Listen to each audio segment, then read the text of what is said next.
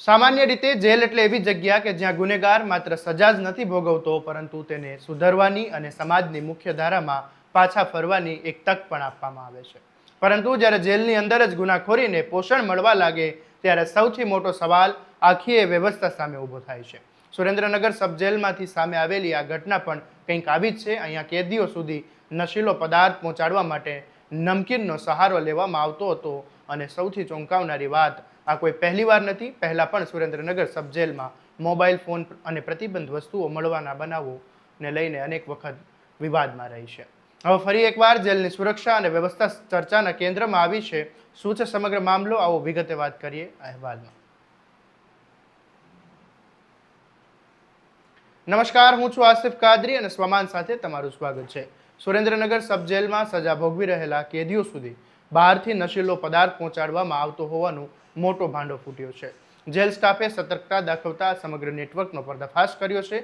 તપાસ દરમિયાન સામે આવ્યું કે નશીલા પદાર્થને નમકીનના પડીકામાં ખૂબ જ વ્યવસ્થિત રીતે પેક કરીને મોકલવામાં આવતું હતું અને પેકિંગ એવું કરવામાં આવતું હતું કે જાણે કંપનીનું અસલી પેકેટ હોય. બહારથી જોનારને કોઈ શંકા પણ ન જાય અને સરળતાથી આ સામાન જેલની અંદર પહોંચી જતો હતો. આ નમકીનના પડીકા જેલની અંદર સજા ભોગવતા કેદીઓ સુધી પહોંચાડવામાં આવતા હતા અને ત્યારબાદ તેમાંથી નશીલો પદાર્થ બહાર કાઢીને તેનો નશો કરવામાં આવતો હતો.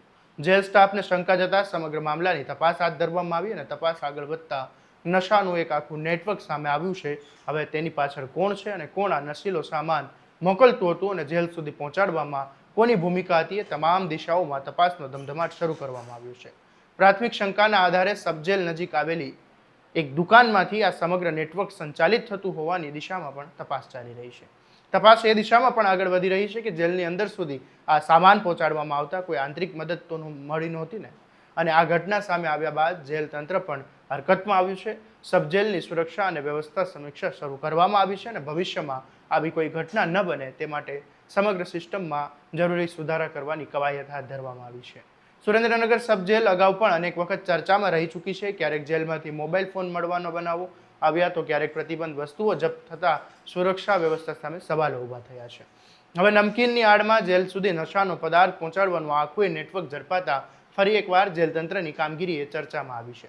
હવે જોવાનું એ રહેશે કે આ સમગ્ર નેટવર્કમાં માત્ર જેલની બહાર સુધી જ સીમિત હતું કે પછી તેની કડીઓ જેલની અંદર સુધી પણ જોડાયેલી હતી. તપાસ આગળ વધશે તો આ મામલે વધુ મોટા ખુલાસા થાય તેવી શક્યતાઓ હાલ તો વ્યક્ત કરવામાં આવી રહી છે. ત્યારે તમારું આ મામલે શું માનવું છે અમને કોમેન્ટ કરીને જરૂરથી જણાવજો અને આવા જ દરેક અપડેટ માટે તમારા સ્વમાનને લાઇક, શેર અને સબસ્ક્રાઇબ કરવાનું ભૂલતા નહીં.